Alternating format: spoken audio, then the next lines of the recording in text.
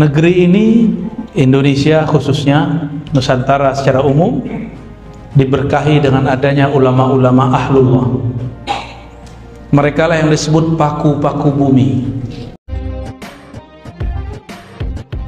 Saya beruntung ketemu dengan murid Mbah Yai As'ad.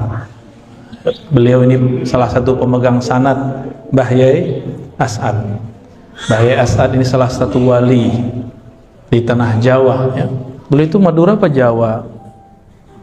Madura Jawa, Madura swasta. Ya. Kalau Pak Yai Madura pindah ke Balikpapan. Al-Maduri. Kalau bahasa Arabnya Al-Balikbabani.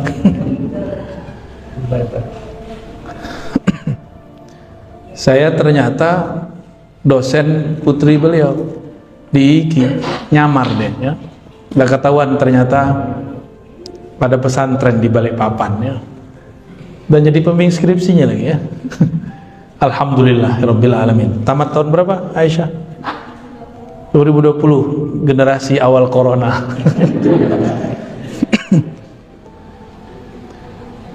Alhamdulillah kami terhubung juga kepada itu Syekhana Khalil. Masih ada nasab pakai, ya? Masih, ya? Insya Allah kami pekan depan akan ziarah ke masjid beliau Syekhana Khalil pekan depan, ya. Jadi habis dari sini saya ke Jawa Timur, ke Tuban, ke katanya sih Kampung Wali, terus langsung ke Madura insya Allah. Mohon izin dari zuriat beliau nih, ya. Baik. Kita terhubung melalui jalur guru kami Syekhana Ali Mustafa Yaqub. Beliau murid dari Mbah Idris Kamali Al-Cirabani, mantu dari Hadratus Syekh Hashim Ash'ari. Sebagaimana maklum, Hadratus Syekh Hashim Ash'ari dulu ngaji bersuluk kepada Al-Wali bila syak, bila niza', Syekhana Khalil. Kalimat ini bukan kalimat saya, tapi kalimat dari guru beliau di Mekah, Syekh Muhammad Yasin Al-Fadani. Kata Syekh Muhammad Yasin Al-Fadani, Syekhana Khalil waliullah bila niza'. Waliullah bila niza'. Itu Syekhana Khalil. Berarti Pak Yai keturunan keberapa nih Pak Yai? Ketiga, cicit keempat, ya. Alhamdulillah. Ini salah satu kehormatan dari Allah SWT. Syarrafana biliqa'il ulama wa zurriyati, ya, wa zurriyati. Juga ada jalur-jalur yang lain, alhamdulillah, ya. Jalur-jalur yang lain yang terhubung kepada Syekhana Khalil. Ternyata Syekhana Khalil ini berguru kepada Syekh Nawawi Al-Bantani. Jadi bolak-balik aja tuh. Dari apa, tebu apa namanya? Tebu hitam apa? Saya diketawain orang kalau baca ireng. Karena orang Sumatera sama kayak orang Balikpapan, baca e-nya lucu. Coba orang Balikpapan baca ireng. Tuh kan, nggak pas kan? Nggak pas, nggak sahih, nggak pas. Beliau ngambil dari orang Bangkalan ngambil dari orang Banten, udah muter aja. Syekh Nawawi Al-Bantani ngambil juga dari orang Banjar, Syekh Muhammad Arsyad Al-Banjari, muter situ. Syekh Muhammad Arsyad muter lagi ngambil dari orang Palembang. Orang Palembang baru ngambil dari ulama Mekah, Madinah, Yaman, Mesir. Syekh Abdul Samad Al-Falembani punya guru pensyarah kitab Ihya Ulumuddin, namanya As-Sayyid Al-Murtada Zabidi. Itu seorang imam al-hafiz, akhiru man luqiba bil hafiz minal Yaman, ya, orang terakhir yang disebut hafiz. Setelah Imam Suyuti susah nyari hafiz. Kalau hafiz Al-Quran banyak, tapi hafiz hadis jarang. Itulah Sayyid Al-Murtada atau Murtada Zabidi. Beliau hijrah ke Mesir dan punya murid banyak di Mesir. Di zaman Syekh Yasin pemegang sanad dunia. Di zaman Sayyid Murtada Zabidi, beliaulah pemegang sanad di dunia. Beliau punya murid namanya Syekh Abdul Somad Al-Falimbani. Al-Falimbani punya murid Syekh Muhammad Arsyad Banjari. Terus kepada muridnya Nawawi Bantani, kepada Syekhana Khalil Al-Bankalani Al-Manduri. Itu saya baca di kitab Al-Manduri, pakai benar, bukan Maduri. Manduri. Al-Manduri itu yang sahih ya. Wah, ini tasihnya udah pas sudah. Ada artinya nggak pakai?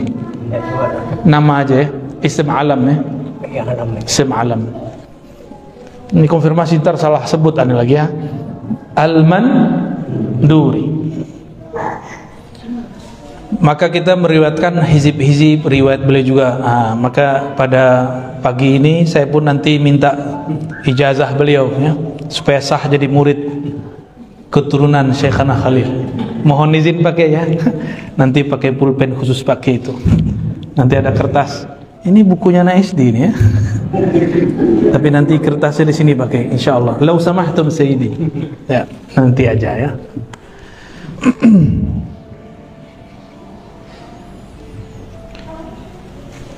Negeri ini, Indonesia khususnya, Nusantara secara umum, diberkahi dengan adanya ulama-ulama ahlullah.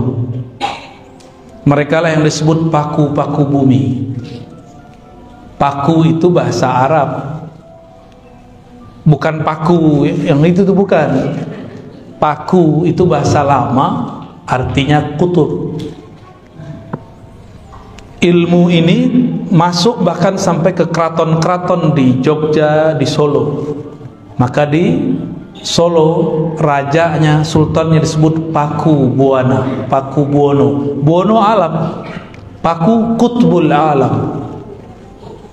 Jadi itu pengaruh dari ajaran wali-wali Allah. Maka yang mengislamkan negeri ini dulu itu wali-wali Allah, bertarikat sufi, berakidah Asy'ari, bermazhab Syafi'i. Hari ini muncul kelompok pendatang-pendatang baru, mereka hendak membatalkan ini semua. Dan kita bersyukur pagar-pagar Ahlus Sunnah, benteng-benteng Ahlus Sunnah masih banyak. Inilah pesantren ini bentengnya. Benteng jangan dibayangkan ya besi-besi, tembok-tembok, bukan. Temboknya itu kitab. Yang megang kitab itulah panglima-panglimanya. Mereka lah yang memperjuangkan akidah Ahlus Sunnah. Dan saya kaget ternyata Pak Kiai ketua Rais ya, Haji. Ini keberkahan dari Allah Subhanahu wa Ta'ala. Itu keturunannya berat tuh ya. Mikirin, waduh, gelar Pak Kiai besar sekali ya. Gimana cara mikulnya ya. Ini saya baru nyebutkan silsilah ilmu. Baru beberapa silsilah ilmu. Bahwa ilmunya orang-orang kita dahulu bersambung kepada ulama-ulama di Makkah, di Madinah. Tadi saya sebut siapa? Syekh Abdul Somad Al-Falimbani. Beliau lama di Madinah. Maka nama beliau belakangnya ada Al-Madani, Al-Falimbani. Beliau juga lama di Mekah, maka disebut Al-Madani, Al-Makki, Al-Falimbani. Syekhana Khalil juga lama di Mekah, maka beliau sebenarnya berhak dikasih nisbah belakangnya Al-Makki. Beliau talaki lama kepada Al-Alim, Al-Allama, Al-Kabir, Al-Kutub Al-Syahir, Al-Mufassir Sayyidi Syekh Muhammad bin Umar ya, namanya bin Arabi atau Syekh Nawawi Al-Bantani. Benar namanya pakai Muhammad ya. Itu Syekh Nawawi Al-Bantani menjadi mufti di Mekah, mufti mazhab Syafi'i, dan dia punya murid tidak hanya orang-orang Nusantara. Oleh karena itu beliau kalau nulis kitab nggak pernah pakai bahasa Melayu atau bahasa Banten, selalu pakai bahasa Arab. Jadi kalau mau tahu seorang syekh ini muridnya siapa aja, lihat kitabnya pakai bahasa apa. Karena beliau nulis buku untuk muridnya berbahasa apa. Syekh Abdul Somad Al-Falimbani nulis dalam dua bahasa, kadang Arab, kadang Melayu. Karena terakhir beliau pulang ke negerinya dan pindah ke Patani. karomahnya mirip-mirip seperti Yai As'ad. Mbah Yai As'ad itu Masya Allah, ya, mau ilmu apa aja ada, ya. Hadirin hadirat yang dimuliakan Allah, tadi saya cerita tentang sanad. Ini adalah hal yang krisis sekarang di mana-mana, sanad silsilah. Hadratus Syekh Hasyim Asy'ari menukil kalam ini di dalam risalahnya. Kalam ini dinukil dari kitab Sahih Muslim. Kenapa? Hadratus Syekh ternyata pemegang sanad Sahih Muslim yang lumayan berkelas di masanya. Jadi saya punya sanad Sahih Muslim, itu jalurnya kepada Hadratus Syekh. Saya dari Kiai Ali Mustafa Yaqub, dari Bayi Idris, dari Hadratus Syekh Hasyim Asy'ari, ya. Atau jalur kedua, Syekhuna Ali Mustafa Yaqub dari Syekh Syamsuri Badawi, ya. Beliau dari Hadratus Syekh Hasyim Asy'ari. Nanti jalurnya nyambung. Karena beliau ini suka khataman, bahkan kalaupun gak lihat kitabnya, itu bisa baca. Jadi kalau ada orang baca, beliau tahu di mana salahnya. Salah satu riwayat yang dituliskan di Muqaddimah Sahih Muslim, al-isnadu minad-din. Bersanad, bersilsilah, berguru adalah separuh beragama. Maka boleh kita sebut gurumu mempengaruhi cara beragamamu. Kenapa hari ini ada orang ekstrim? Kenapa hari ini anak muda baru belajar agama sudah berani nyalah-nyalahin Pak Kiai yang sudah lama belajar agama? Karena dia dapat guru suka menyalah-nyalahkan. Jadi jangan sembarangan punya guru, betul-betul harus selektif berguru. Maka untuk berguru jangan cuma ikut-ikutan. Untuk berguru perlu istikharah. Jadi bapak ibu ini kalau naruh anak ke pesantren, istikharah dulu biar tambah kuat. Jangan cuma mau nikah doang, ya. Kalau nikah cuma teman makan minum tidur. Tapi kalau guru agama teman sampai menyeberangi sirat, sampai apakah masuk surga atau jatuh ke neraka. Berarti lebih penting atau enggak? Oleh karena itu ulama kita mengatakan nasabul ilm, nasabud din a'la wa aqwa min nasabil jism.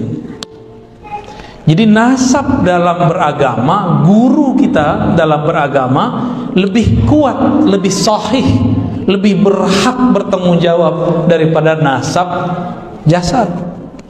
Nasab jasad paling cuma sampai liang kubur, fulan bin fulan, fulanah binti fulan. Tapi kalau nasab ilmu, nanti ditanya, kamu murid siapa? Nanti ditanya tuh. Ketika ditanyakan, ini sosok siapa? Maka muncullah sosok Nabi di hadapan dia. Kalau dia tidak punya guru, nggak ada yang bantu jawab. Inilah nikmatnya punya guru. Kalau orang punya guru, guru rohani, yang bantu jawab di alam kubur, nanti gurunya diajarin sampai di kubur. Itu kalau gurunya wali Allah. Karena wali Allah itu ahya'un inda rabbihim, mereka masih hidup di sisi Allah Subhanahu wa ta'ala. Percaya nggak nih? Hah? Percayanya kenceng dong. Kalau antum tasdik kepada Syekhna Khalil dan zuriat-zuriatnya yang alim ulama, datang nanti mereka itu. Sebagaimana kalau kita pulang dari perantauan, ini waktu anak-anaknya Pak Kiai pulang turun di bandara, disambut nggak Pak Kiai? Langsung dijemput, anaknya, putranya, putrinya baru pulang dari perantauan pasti disambut. Benar disambut nggak Aisyah? Atau suruh pulang sendiri? Udah pulang kau sendiri gitu. Begitu nggak? Pasti disambut, bahkan dijemput. Masa putrinya, putranya pulang tidak dijemput? Walaupun bisa pulang naik Grab, naik ojek, bisa pulang jalan kaki, berenang, ya. Tapi tetap dijemput. Kenapa? Anakku. Karena ini perjalanan dunia yang menjemput tubuh fisik. Nggak cukup pakai doa, saya jemput pakai doa, nggak cukup. Al-Fatihah nggak cukup. Kalau sudah masuk ke alam sana, bukan tubuh ini yang berkuasa, bukan ayah kita, Kalau ayah kita bukan seorang wali Allah, nggak bisa dia jemput. Tapi jika dia seorang wali Allah, kekasih Allah, murid dari wali Allah, kalau dia nggak wali, gurunya wali, kan bisa nebeng. Pak Yai, itu murid saya butuh syafaat. Engkau kan tahu jalan menuju Rasulullah, mohon mintakan doa. Pakainya ACC tanda tangan, ya, langsung.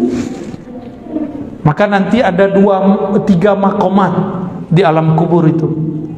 Ada yang dijemput malaikat, itu orang soleh biasa. Ada yang istimewa, dijemput wali-wali Allah. Ada yang khawasul khawas, teristimewa, langsung Sayyidina Nabi SAW yang jemput dia. Langsung dijemput. Karena Nabi mengatakan, itu anak rohaniku. Kita ini, kata para ulama, al-alam. Nah, jadi ulama itu secara rohani mendapatkan kalam dari Nabi.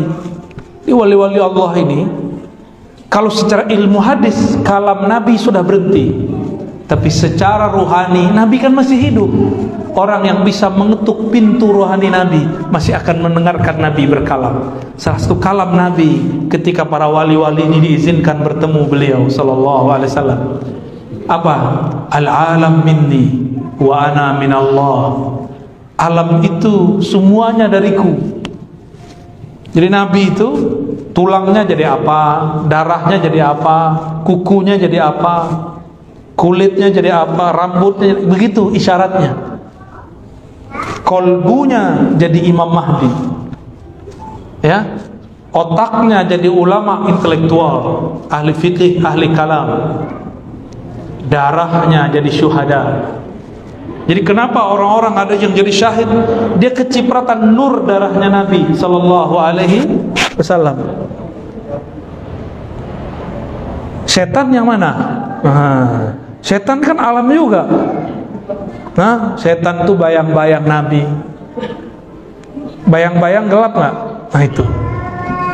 Maka Nabi juga penyayang sebenarnya sama setan. Nabi kasihan sama setan itu. Kan gimana-gimana masih dari beliau kan? Ya, tapi setannya nggak tahu diri soalnya.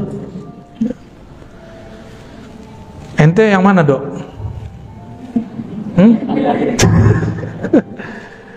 Ada yang dari punggungnya Nabi, ada yang dari tangannya Nabi. Itu sahabat-sahabat Nabi yang 4 tuh dari tangannya Rasulullah itu. Nur tangannya beliau jadi sahabat. Ada yang jadi tangan, ada yang nur kakinya. Maka 4 kan, 2, benar gak? 4 jadinya.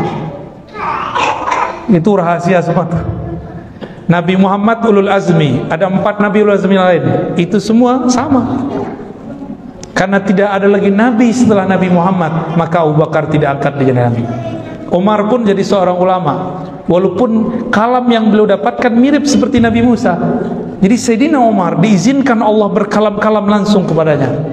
Disebut dalam hadis Bukhari dan Muslim, muhaddatsun. Jadi Nabi mengatakan di antara umat-umat terdahulu ada muhaddats. Salah satunya Nabi Musa. Wa in kana min ummati lakana Umar. Jika ada di antara umatku yang diajak berbicara oleh Allah, itulah Sayyidina Umar. Sayyidina Umar itu yang berjasa membedakan kita nih sama ibu-ibu pakai hijab, ya. Itu jilbab atau hijab itu karena berkah hasil dialog Sayyidina Umar. Apa kata Sayyidina Umar? Ya Sayyidi ya Rasulullah, seandainya para perempuan kita hijabkan gimana? Kita kasih jilbab gimana kira-kira kalau bahasa Indonesianya? Akhirnya Nabi turun ayat. Sayyidina Umar berkalam, turun ayat karenanya. Maka Sayyidina Umar bersyukur, berbangga karena ilham-ilham yang Allah turunkan kepadaku. Rasulullah kemudian mengetuk pintu wahyu, turunlah 3 ayat hukum, dan itu ayat-ayat besar. Ya, ayat-ayat besar. Maka Sayyidina Umar agak galak dikit karena beliau ahli hukum. Nabi Musa galak gak? Galak Nabi Musa itu. Obat galak ketemu Nabi Khidir. Gitu. Jadi orang-orang galak nih, orang-orang keras beragama mesti ketemu Nabiullah Khidir. Kalau enggak dia nggak akan lembut. Dia kasar terus, keras terus. Jadi hati-hati, kadang-kadang yang nanya itu bukan orang biasa. Kadang-kadang dia diilhami, dibisikin Nabiullah Khidir itu. Ngetes kita kasar, keras atau tidak. Ngajarnya lembut atau nyiksa, ya. Ini zaman bukan lagi zaman persekusi, zaman-zaman mukul-mukul. Udah nggak ada kan? Udah nggak ada ya? Pak Kiai udah nggak ada kan guru-guru mukul-mukul? Udah nggak ada. Zaman kita dulu cuma salah baca alif sama nggak alif, rotan melayang di punggung, langsung jadi kayak X-Men tapi dari belakang. Silang tuh, cium, cium. Orang tua lihat, kenapa punggung Muna? Oh, ada X. Malah disayang-sayangin. Oh, bagus. Kalau sekarang orang tua kalau ngelihat anaknya dipukul sama guru gimana? Lapor polisi. Orang tua kurang ajar. Saya kalau punya santri begitu, saya pulangkan. Pak, ini anakmu, urus sendiri, ajar sendiri. Ya, pulangin aja. Ngapain kita nggak butuh santri kok? Santri butuh kita. Ya. Dia kan nggak bisa baca kitab, nggak ngerti hukum Islam, nggak kenal Allah dan Rasulnya. Para kiai, para ustadz perijazah ilmunya. Seandainya pun mereka nih sesat, itu syafaat ada pada diri mereka karena masih punya guru. Gurunya nanti yang kemudian doa, ya Allah, ini masih umat Nabi-Mu, dia bersanad, dia pernah berguru kepadaku, diselamatin sama Allah. Enggak di dunia, di barzah, enggak di barzah, di padang mahsyar, enggak di padang mahsyar, mizan, enggak juga udah masuk penjara diselamatin, penjara neraka. Mau syafaat yang mana? Dari dunia dulu dong. Jangan minta syafaatnya nanti udah masuk neraka duluan, gosong. Ya. Begitu guru itu tanggung jawab sama murid. Tiba-tiba ada orang tua kurang ajar, kurang adab. Maka saya sarankan nanti ada majelis kajian khusus untuk orang tua. Pengajian khusus untuk orang tua. Harus ada ya. Supaya diajarin nih adab kepada kiai. Adab naruh anak di pesantren. Dulu kita belajar ngaji aja alif bata, ayah saya nganterin. Abuya, ini anak saya, tolong dididik. Betul begitu. Saya diserahkan kepada guru saya Abuya, Dahnar namanya, ahli qiraat di zamannya. Kalau ada salah tolong dibimbing, kalau kurang tolong dilengkapi. Jabat tangan itu. Bahkan di sana itu pakai simbol, pakai beras, pakai kain kafan. Itu simbol tuh, simbol-simbol aja. Bawa beras, bawa pisang, bawa duit dikit, syarat aja.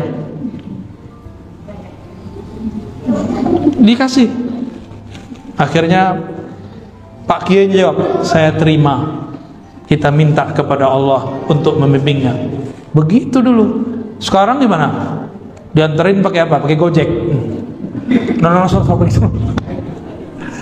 Karena sekarang nggak mungkin nyerahin satu-satu. Ya pertemuan buat pertemuan. Kalau perlu ada salaman ya. Ini pertemuan wali santri dan guru. Kayak lebih mengerti ngajar daripada kita ya. Pak Kiai, seharusnya santri-santri itu diajarin begini. Ya salam. Ente aja buat pesantren sendiri ya. Kita nggak anti kritik, cuma kalau cara ngomongnya begitu nggak enak. Ya, ini bukan lagi belain Pak Kiai, ini bukan. Ini pengalaman. Saya kan orang pesantren, ya ngajar pesantren 15 tahun ngajar pesantren. Sampai sekarang masih. Dengar begitu, kawan saya kepala madrasah senyum-senyum aja ya. Sabar aja beliau, bukan main. Untung bukan saya kepala madrasahnya. Kalau saya kepala madrasahnya saya tanya, Pak, mana anaknya? No, saya anterin Pak. Ini saya serahkan kembali. Sok tahu, sok pinter. Kalau begitu ajar sendiri anaknya. Tapi zaman sudah berubah pakai. Kita nggak bisa begitu lagi. Cuma makanya saya nggak mau jadi kepala madrasah. Kita ngajar-ngajar aja ya. Takut makan hati. Cukuplah kita makan hati sama istri kita ya. Baik. Jadi Syekhana Hadratus Syekh Hashim Asy'ari nukil itu di kitab risalahnya Al-Isnad Minad-Din. Dan benarlah gurumu mempengaruhi cara beragamamu. Gurunya galak, muridnya galak. Gurunya suka bentak-bentak, muridnya suka bentak-bentak. Gurunya suka laknat, muridnya suka laknat. Gurunya berpolitik, muridnya berpolitik. Gurunya wali, muridnya wali. Gurunya ahli fikih, muridnya ahli fikih. Gurunya pendakwah, muridnya juga pendakwah. Gurunya ahli hadis, muridnya ahli hadis. Mungkin nggak gurunya ahli hadis, muridnya jadi ahli kebatinan, benar nggak? Nggak mungkin, ya. Oleh karena itu Imamuna Sya'rani, Abdul Wahab Sya'rani nulis di kitab beliau. Ada beberapa kitab beliau yang besar dan kecil, hampir semuanya sama. Al-Minan, ada Qawaid Tasawuf, ada macam-macam. Ada Thariqah Matbuliyah. Beliau mengatakan Al-Wali Ibnul Wali. Wali itu pasti gurunya wali. Namun wali Allah ini kan cahaya. Cahaya kalau terlalu dekat silau. Akhirnya orang terdekat tidak tahu, santrinya nggak paham. Karena si kiai sifatnya masih seperti manusia, sakit kayak manusia, lapar kayak manusia, marah kayak manusia, tidur kayak manusia, bersyahwat seperti manusia. Kata orang sekitarnya, anak istrinya, santri-santrinya, tetangganya, ini bukan wali. Wali itu di tengah hutan. Emang wali tengah hutan? Itu namanya wali al-hutani. Orang hutan namanya itu. Mukanya berbulu-bulu, bukan berjenggot, ya. Berbulu, namanya orang hutan. Gambaran orang awam, wali itu mesti di tengah hutan. Enggak. Wali itu yang kenal Allah, mau di tengah hutan, mau di tengah kota, di dalam gang, sama. Statusnya sama. Wali-wali Allah. Gimana? Sudah berguru belum? Nggak nyadar selama ini berguru sama beliau ya? Emang begitu. Orang kalau dekat cahaya silau. Nggak tahu dia dekat cahaya. Taunya kapan? Kalau cahayanya sudah pindah. Udah pindah alam, baru sadar.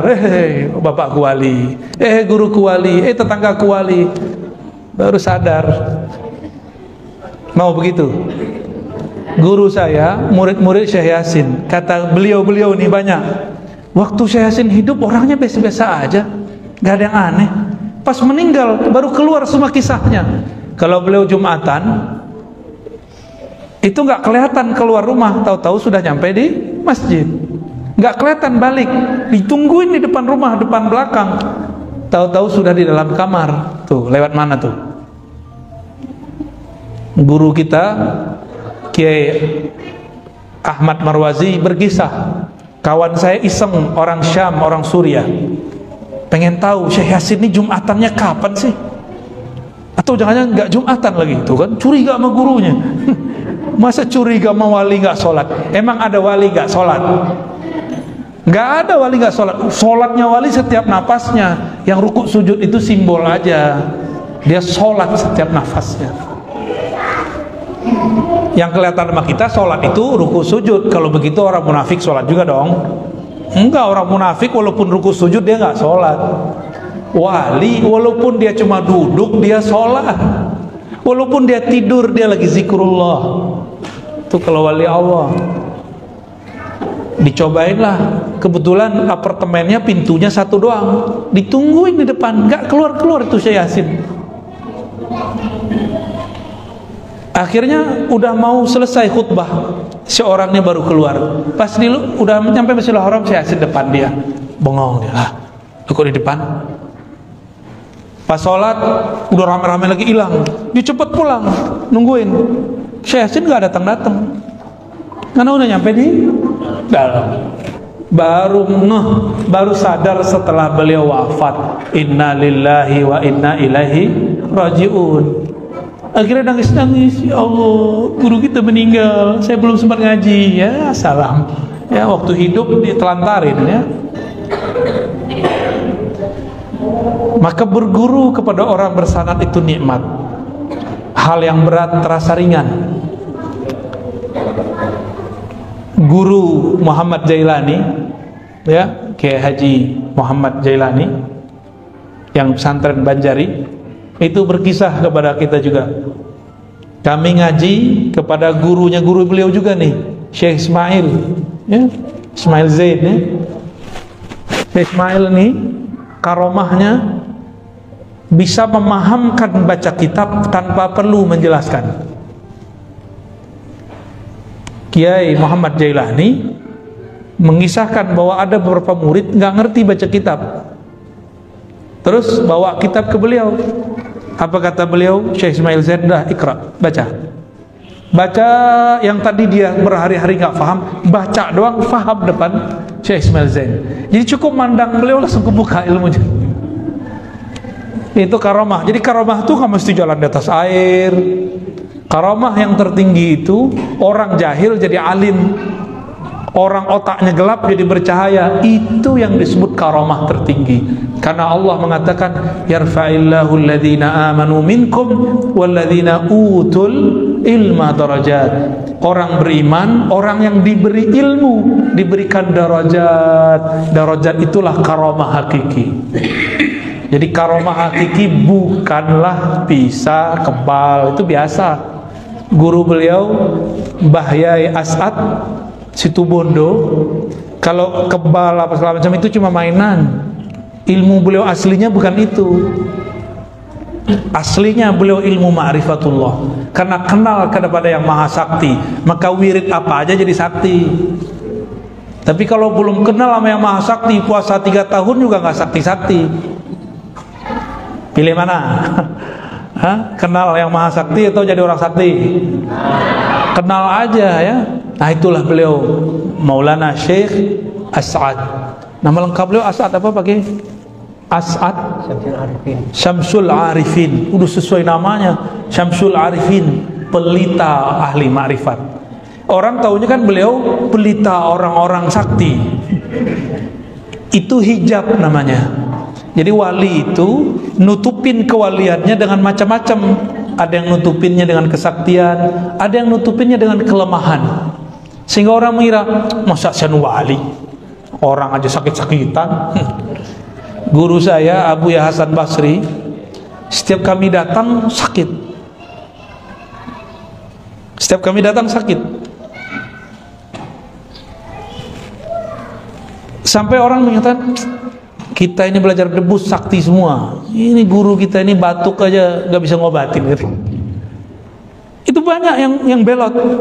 Itu yang belot-belot dulu, sekarang nggak beres zikirnya. Serius, wallahi. Yang dulu mengatakan, Buya Hasan Basri terhijab. Hijabnya apa? Baca kitab tuh. Kurang ajar nggak? Murid ngomong, guruku terhijab karena baca kitab. Saya dengar langsung itu, bukan 1-2 murid, banyak murid. Waktu itu saya masih kecil, umur 12-13 tahun. Umur saya 15 beliau wafat. Jadi cuma ngaji 3 tahun sama beliau. Apa kata salah satu kawan saya? Abu Ya Hasan Basri, guru kita tuh, dia ngomong guru kita nggak lebih sakti daripada guru yang ini. Kewaliannya terhijab. Dia orang terhijab oleh baca kitabnya. Banyak sekali yang ngomong begitu. Hadirin hadirat maka Allah, kapan ilmu menghijab? Kapan zikir menghijab? Kalau ilmu dan zikir membuat dia merasa dirinya sesuatu. Contoh nih, saya habis ngaji dapat sanad dari Pak Kiai. Terus saya bilang, sanad saya lebih tinggi dari ente. Itu jadi hijab langsung tuh. Saya merasa saya doktor. Itu jadi hijab. Saya merasa saya dapat ijazah ini, ijazah itu, bisa baca kitab ini, hafal kitab ini. Itu jadi hijab. Merasanya itu yang jadi hijab. Ilmunya bukan hijab. Ilmu itu adalah hijab paling tipis antara kita dan Allah. Kenapa? Al-ilmu sifatun min sifatillah. Benar. Ilmu itu adalah salah satu sifat Allah. Siapa orang yang berilmu, jarak dia dan Allah cuma al-ilmu, satu hijab doang. Tapi dalam ilmu itu ada lagi lapisan hijab 70.000, namanya hijab cahaya. Jadi satu bab hijab itu ada tirai-tirai penghalang. Ini yang membuat kemudian orang nggak ketemu-ketemu. Itulah juga yang membuat murid-murid nggak sadar gurunya adalah seorang kekasih Allah. Itu juga yang membuat seorang anak, seorang istri, seorang saudara, tetangga nggak sadar kalau orang-orang yang dia dekati, guru-gurunya itu adalah kekasih-kasih Allah. Bahkan kadang-kadang si kiainya nggak sadar kalau dia kekasih Allah. Maka wali ini ada 3. Ada wali am, wali umum. Itu semua orang beriman wali umum. Ada yang kedua, wali khawas, wali yang spesial. Ini orang-orang yang sudah mulai diberikan ilmu mengenai nama-nama Allah, sudah diberikan ilmu mengenai perbuatan af'al Allah, sudah mulai diberikan ilmu mengenai sifat-sifat Allah. Ini khawas. Wali yang ini dia sadar kalau dia wali. Dia dikasih tahu sama Allah atau dikasih tahu oleh Rasulullah. Karena yang angkat wali siapa? Kalau yang wali kota ngangkat siapa? DPR. Wali kota diangkat gak? Diangkat. Masa wali alam nggak diangkat? Kalau nggak diangkat namanya wali PA. Wali kelas aja ada suratnya. Benar, ada wali kelas di sini? Ya. Ada suratnya kan? Ada rapatnya, ada penunjukan. Kamu jadi wali kelas ya, minimal begitu. Benar nggak? Apalagi jadi wali Allah, pasti diangkat. Cuma ada yang nggak sadar kalau dia diangkat, berarti dia wali biasa. Berdebatlah 2 imam. Satu Ibnu Furak. Ibnu Furak ini murid dari Al-Bahili. Bahili berguru kepada Imam Abul Hasan Al-Ash'ari. Berarti cucu murid. Kata Ibnu Furak, al-wali la ya'rif annahu wali. Wali itu gak sadar kalau dia seorang wali. Kawan dia namanya Abul Qasim Al-Kushairi yang juga berguru, jadi kawan berguru. Tapi makomnya karena dia bertasawuf lebih tinggi daripada Ibnu Furak. Abul Qasim Al-Kushairi, pengarang Ar-Risalah Kushairiyah, mengatakan, la ya sayyidi, al-wali ya'rif bi annahu al-wali. Kekasih Allah, wali Allah sadar kalau dia seorang wali. Dia dikasih tahu oleh Sang Maha Wali, Allah Subhanahu wa ta'ala. Dua orang ini dua-duanya benar. Ibnu Furak lagi ngomong wali am, Imam Kushairi lagi ngomong wali khas. Ada wali khawasul khawas, ilmunya sudah sampai kepada ujung sifat Allah yang tak terbatas itu, dan masuk kepada babnya, bab tentang ma'rifatul zatillah. Ya, nah, itu di akhir zaman banyak tuh nanti. Kalau dulu-dulu yang terkenal kan Syekh Abdul Qadir Jilani, Imam Sayyid Ahmad Ar-Rifai, Muhammad bin Abdul Karim Sammani, ya, itu yang dulu-dulu. Abu Yazid Al-Bustami, Junaid Al-Baghdadi, Al-Hallaj Al-Shibli, qaddasallahu asrarahum. Itu wali-wali Allah zaman dulu, ya. Pertanyaannya, bagaimana caranya jadi wali? Mau nggak jadi wali? Ya, ini hasil diskusi dengan wali-wali, ya. Wali murid, wali kota, wali murid. Nah, kita turunin dikit deh. Wali murid, wali kelas, wali kelas. Wali kelas mungkin nggak orang nggak sekolah. Berarti dia jadi wali kelas karena dia punya ilmu, benar? Dan dia mengerti persoalan murid. Dia bertanggung jawab terhadap murid-murid. Dia mengenal persoalan yang ada di situ. Maka seorang wali Allah itu ada wali yang memegang asma, nama. Ada wali yang memegang af'al, perbuatan Allah. Ada wali yang memegang sifatullah. Nanti di akhir zaman, mungkin zaman ini sudah, wali yang menguasai ilmu ma'rifatu zatillah. Ma'rifat zat bukan memikirkan zat, ma'rifat itu beda. Orang kenal nggak perlu mikir. Coba kalau saya kenal beliau kan saya nggak perlu pikir-pikirkan beliau ini siapa kan. Cukup kita pandang, kita dengarkan, terus kan selesai. Jadi antum kalau ngelihat saya kan nggak perlu mikir-pikirin Ar-Razi itu kan nggak perlu kan? Nggak sama. Orang kalau udah kenal nggak perlu mikir. Tapi kalau belum kenal, kamu kenal nggak si Anu? Siapa? Oh dia mirip si Anu. Oh kita bayang-bayang wajahnya. Dia dulu ngaji di sini. Mikir kita. Tapi kalau sudah kenal perlu nggak? Orang kenal kepada Allah, kenal dulu baru mikir. Kalau belum kenal Allah, mikir dulu baru kenal. Itu beda tuh. Ya.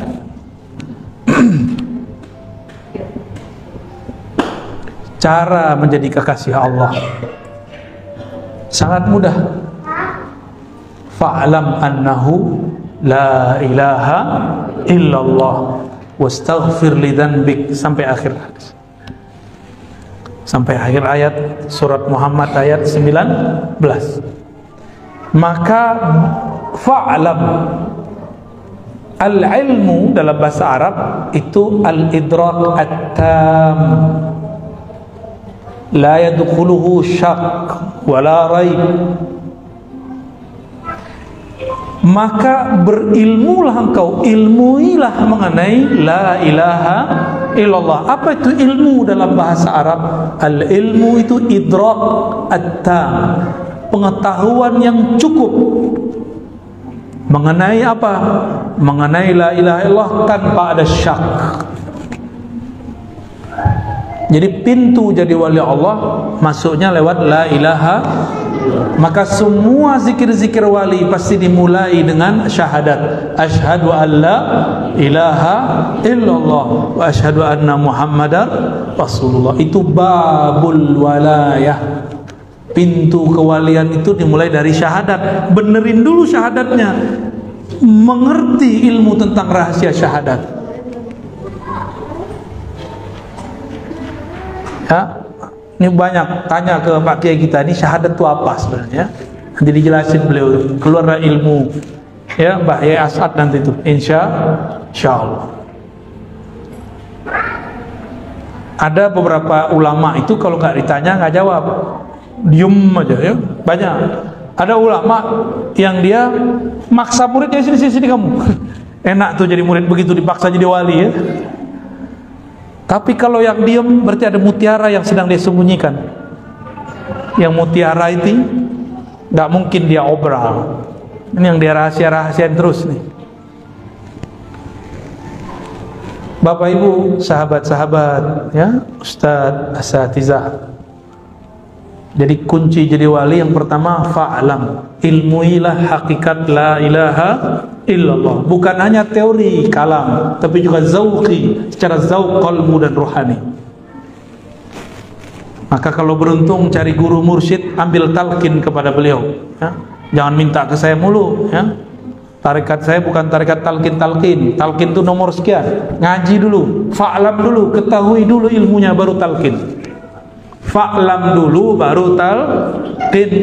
Jangan talqin dulu baru fa'lam. Jangan kebalik-balik. Kenapa banyak murid sudah bertarekat masih kacau? Karena dia talqin dengan nafsu, ilmunya tidak diambil. Jadi saran saya jangan buru-buru minta talqin, minta baiat. Ilmui dulu yang mau dibaiatkan. Ilmui dulu apa yang mau dibaca. Yang dibaca la ilaha illallah, maka kenal dulu siapa yang disebut Allah. Nanti kalau sudah talqin baru disebut namanya, sudah bergetar jantung dan batinnya. Tapi kalau talqin dulu baru berilmu, gurunya nggak kuat kolbunya, nggak ada getaran di kolbu. Kalau gurunya kuat bisa bikin getaran, karena berkah getaran beliau yang melimpah. Dan yang kedua, wastaghfir li dzambika, mohon ampunlah engkau. Ini Allah ngomong ke Nabi Muhammad. Allah berbicara ke Nabi Muhammad. Nabi Muhammad gak punya dosa, tapi Allah tetap katakan engkau mohon ampunlah terhadap dosamu. Apa itu dosa para nabi, para rasul? Nabi itu berdosa gak? Akidah Ahlussunnah sepakat mengatakan Nabi tidak berdosa, besar ataupun kecil. Lupa, ya. Keliru, boleh. Tapi dosa tidak ada. Nabi pernah lupa sholat zuhur jadi 3 rakaat. Supaya lupanya menjadi satu bab dalam ilmu, babun nisyan, babul khata. Maka muncullah satu ilmu. Jadi lupanya Nabi jadi ilmu, namanya sujud sahwi. Kalau kita lupa jadi apa? Nggak jadi ilmu ya? Enggak. Kalau kita lupa, kalau guru lupa jadi berkah bagi murid. Alhamdulillah nama saya nggak dipanggil. Guru aja lupa, itu berkah bagi murid. Apalagi kalau Nabi yang lupa. Maka nisyanun Nabi kamalun li ummati wa rahmatun lahum.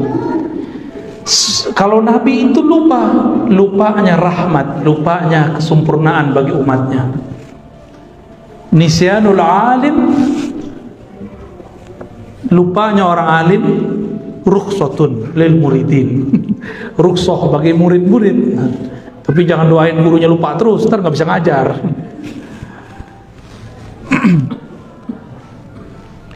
Jadi mau jadi wali, wali itu kan pewaris Nabi, maka ilmunya harus warisan Nabi. Pertama, ilmu ila ilah. Yang kedua, hendaklah engkau merasa berdosa.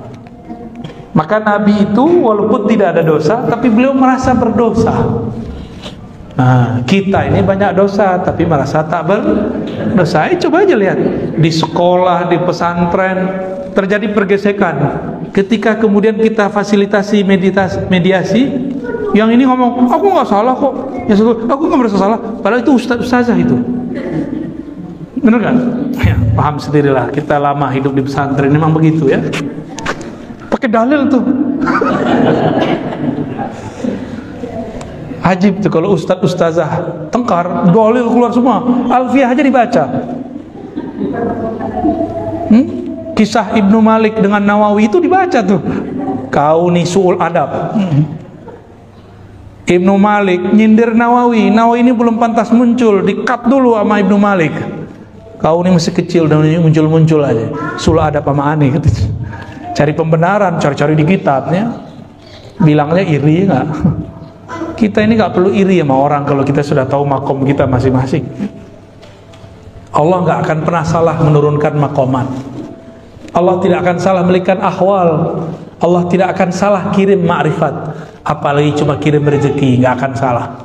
Maka aneh jika ada ustadz mengerti ma'rifatullah, tapi iri sama tetangganya, beli motor duluan, mobil duluan, beli rumah duluan, kawin satu lagi. Masa iri? Berarti dia salah memahami rezeki Allah. Ternyata dia pernah suka sama orang yang dinikahi sama kawannya. Kata dia, kekasih yang tertukar. Kok ada ustadz begitu ya? Banyak. Ada yang curhat di depan saya ya. Saya belum pernah kesini tapi kebaca. Baik. Jadi kalau ingin jadi wali Allah, versi ayat ini, hendaklah engkau memunculkan bahwa rasa engkau berdosa. Lalu Nabi ini dosanya apa? Ternyata dosa Nabi bukanlah maling, bukanlah zina, bukanlah korupsi. Bukan. Dosanya Nabi adalah merasa berdosa karena kurang adab, kurang syukur. Dua itu aja. Jadi nabi-nabi itu seperti Nabi Muhammad SAW, ketika beliau keluar dari tempat buang air, apa kata beliau? Ghufranak. Ghufranak ini kan bahasa Arab aneh nih. Kok dia satu-satunya jumlah kalimat cuma dua, ghufran dan ka. Tapi kok mansub? Mansub kan? Ghufranak barisnya mansub fathah. Dalam bahasa Arab pasti ada yang disembunyikan, ditakdirkan di depannya, disembunyikan. Allahumma inni as'aluka ghufranak. Diringkas ghufranak. Nabi keluar dari tempat buang air, doa, ya Allah ampuni dosaku. Dosa yang mana? Dosa buang air kurang syukur. Ternyata buang air besar, buang air kecil itu wajib disyukuri. Nggak percaya? Coba nanti kena penyakit namanya apa? Bukan yang susah buang air kecil itu loh. Bukan prostat, itu mau kegedean itu. Ada orang mau buang air kecil nggak bisa keluar batu ginjal. Batu ginjal. Usus buntu lah, salah. Anyang-anyangan. Iya, itu bahasa kampung gitu ya. Jangan pakai bahasa Belanda mulu. Anyang-anyangan. Mau keluar tapi nggak keluar, sakit nggak? Itu nikmat terbesar di alam semesta. Nikmat paling besar. Maka kalau minum baca bismillah, supaya keluarnya alhamdulillah. Orang malam pertama aja bismillah, ya, malam kedua lupa. Maaf yang jomblo ya, kamu masih jomblo gak? Jomblo habis sama depan saya ya, karena kita dulu waktu jomblo habis juga depan kiai kita ya. Penasaran gimana sih caranya menghancurkan kejombloan. Halas ya, ya. Jadi biar jadi kekasih Allah gimana? Pertama, ilmui la ilaha illallah, mencakup ma'rifatul zat, ma'rifatul sifat, ma'rifatul af'al, ma'rifatul asma. Yang kedua, jadilah hamba, jangan sok-sok jadi wali, jangan sok suci, merasalah dirimu berdosa meskipun kata orang kamu tidak berdosa. Apalagi kita ini banyak dosa. Ada hari ini yang belum berdosa? Tuh matanya, mata antum habis dosa kelihatan di sini. Ada yang tadi makan nggak baca bismillah. Secara ilmu fikih nggak dosa, tapi secara ilmu hakikat itu dosa besar yang ditumpuk-tumpuk setiap hari. Makan minum nggak baca doa, udah berapa kali antum numpuk? Dosa kecil, kesalahan adab kecil, kalau ditumpuk-tumpuk nanti lama-lama jadi bukit, lama-lama jadi gunung. Itu dosa besar. Jadi mau jadi wali aja bismillah lupa. Hah? Ya udah jadi wali murid aja deh. Ya, kalau jadi wali nikah, oh seru lagi tuh ya. Baik, kira-kira itu yang dapat kita sampaikan. Mohon Pak Kiai ajiz ini biasanidikum, ya. Lau samahtu ajiz nih Maulana. Kita pengen dapat salamnya aja. Mau nggak pakai? Kul ajiz tuka. Qabil tu Allah sudah sah jadi murid. Jangan salah paham, ini bukan qabil tu yang itu. Baik. Yang jomblo cemburu nanti ya. Ini bukan ankah tuka, bukan. Ini ajaz tuka. Cukup atau ada yang mau didiskusikan? Baik, fadal.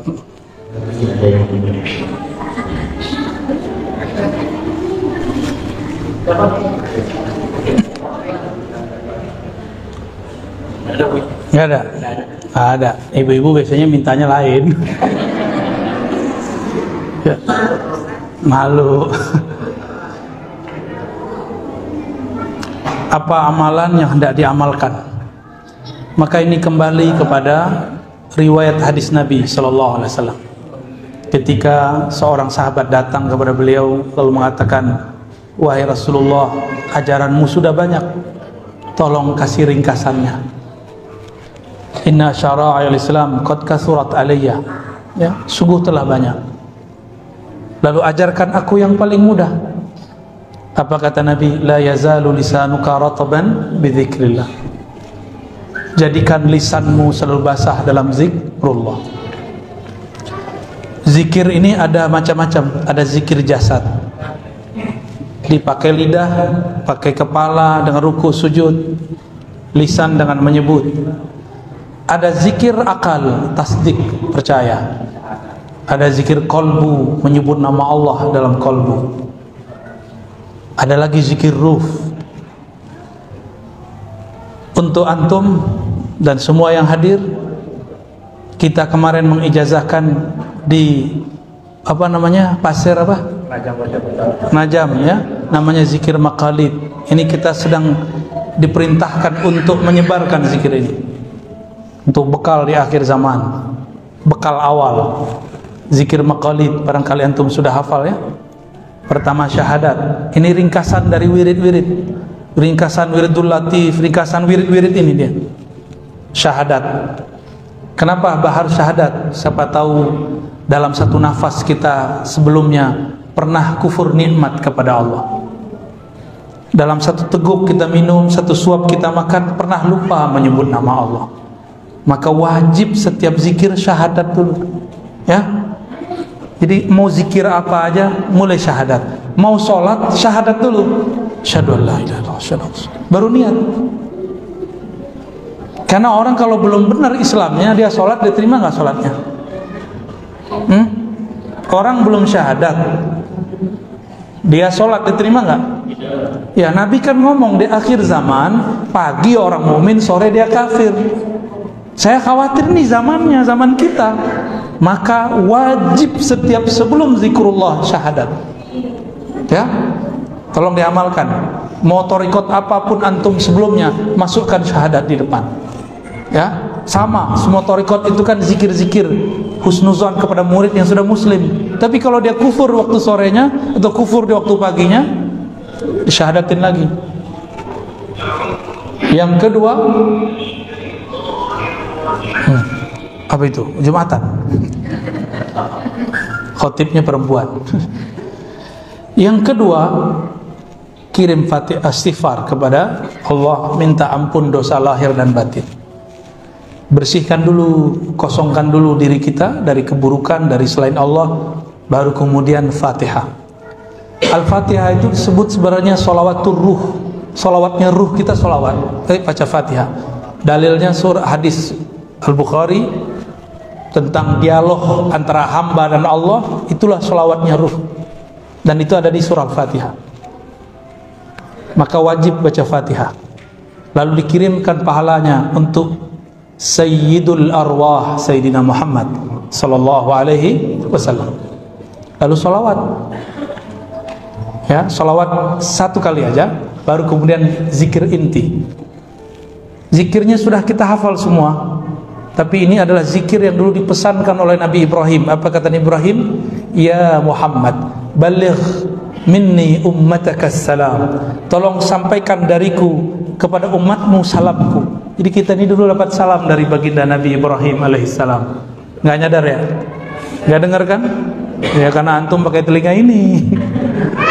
Itulah sebabnya kenapa kita kemudian mengucapkan salawat lalu kama sallaita ala Sayyidina Ibrahim, sebagaimana kau salawat dulu ke Nabi Ibrahim. Kata beliau, wahai Muhammad, sampaikan salam kepada umatmu dan beritahu mereka sorga itu subur tapi belum ada pohonnya. Tanamilah pohonnya dengan kalimat ini, Subhanallah 100 kali ya. Alhamdulillah 100 kali. Terus Allahu Akbar 100 kali, La ilaha illallah 100 kali. Jangan kejar-kejar, nikmati bacanya. Jangan cuma menikmati baca Facebook. Nikmati ini kitabnya qalbu. Kitabnya qalbu zikrullah. Jadi kutubul qulub azkar wal aurat, al azkar wal aurat itu risalahnya qalbu. Kalau risalahnya ruh ma'rifat dan asrar. Risalahnya akal al isbat wan nafi. Itu beda-beda risalah. Terus la haula wala quwwata illa billah. La haula wala quwwata illa billah disebut kanzun min kunuzil jannah. Disebut juga investasi surga, juga 100 kali. Maka orang yang berzikir yang 4 tadi itu dia buat coupling di surga. Satu dia baca dia dapat 10 coupling. Kalau dia baca 100 berarti dapat 1000. Dia baca pagi sore sudah. Jika itu dipakai semua, nanti kalau ketemu kawan-kawan yang tidak berzikir, mereka orang-orang yang masuk surga tapi minimalis. Tapi minimalis di surga 10 kali dunia. Udah ada yang pergi ke hotel termahal di Abu Dhabi, di Dubai. Saya aja belum, baru lihat doang. Masuk sebelum, nggak kuat kita ya. 1 kali masuk sama kayak beli mobil ya. Avanza kita habis sudah. 1 kali masuk mau ya. Kata Nabi, cukup kamu baca ini sekali sama dengan 10, 100 kali sama dengan 1000. Baik. Lalu Nabi Ibrahim punya zikir hasbunallah wa ni'mal wakil, baca 7 kali. Baru tutup lagi dengan salawat 100 kali, sallallahu ala Muhammad, atau salawat yang lain. Ya, ini disebut dengan zikir maqalidis samawati wal ard. Disebut juga dengan zikir syajaratil jannah. Disebut juga dengan zikir buhul-buhul langit dan bumi. Disebut juga dengan zikir pohon-pohon surga. Ya. Sedangkan la haula wala itu adalah kunuz, perbendaharaan surga. Ya. Ajastukum jami'an. Ya. Bisa diulang? Istighfar dulu dong. Al-Fatihah. Kirim ke siapa? Dan silsilah sanad kita. Ya, terus salawat sekali. Terus zikir, apa aja zikirnya? Masing-masing ya, jangan digabung satu-satu subhanallahnya. Ya, terus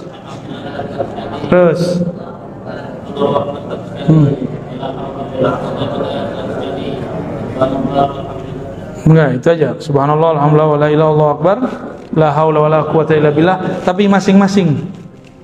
Hasbunallah 7 kali, salawat 100 kali. Tanpa salawat zikir kita tidak diangkat. Ya. Semoga ini dapat jadi penting. Saya kalau lagi panik, saya cukup baca itu. Itu langsung panikan hilang. Lagi gundah gulana, baca zikir itu kita udah larut. Baca Allahu Akbar, semua masalah jadi kecil. Lagi mentok nih masalah, cukup baca subhanallah. Subhanallah kebuka, masalahnya selesai semua. Dapat rezeki, baca alhamdulillah, alhamdulillah, alhamdulillah. Allah lipat gandakan rahasia-rahasianya. Ya. Dan semua itu ada boosternya. Apa arti booster? Ya, itulah haula wala quwata illa billah. Itu booster namanya. Dan hasbunallah, lalu salawat. Salawat itu tiket naik. Maka setiap amalan yang tidak dimulai syahadat, tidak ditutup salawat, atau tidak ada salawat, tidak diangkat. Atas dasar itulah dalam mazhab kita, mazhab Syafi'i, khutbah wajib ada salawatnya. Meskipun salah satu khutbah lupa di khutbah pertama, wajib di khutbah kedua. Kalau enggak, itu sholat wajib diulang, sholat zuhur. Ya, enggak sah sholat Jumatnya. Ya, kira-kira itu yang dapat saya sampaikan. Kami mohon izin, nanti setelah Jumat langsung jalan, pamit. Belum packing dulu. Jadi nggak usah salam-salaman, cukup dengan ijazah tadi sudah cukup ya. Nanti nggak usah jauh-jauh minta ijazahnya sama beliau nih. Ya, beliau ini berguru kepada Abu Ya Sayyid Muhammad Al-Maliki, Syekh Ismail Zail, Syekh Yasin, dan yang keren itu berguru kepada Mbah Yai As'ad. Itu bagi saya yang menarik ya. Karena dulu saya berdoa, ya Allah, saya pengen ketemu nih murid Mbah Yai As'ad. Ternyata ketemunya di Balikpapan, nggak ketemu di Situbondo. Ya, syukuran Mbak Yai, waktunya. Mohon maaf kalau kami suul adabnya. Terima kasih. Assalamualaikum warahmatullahi wabarakatuh.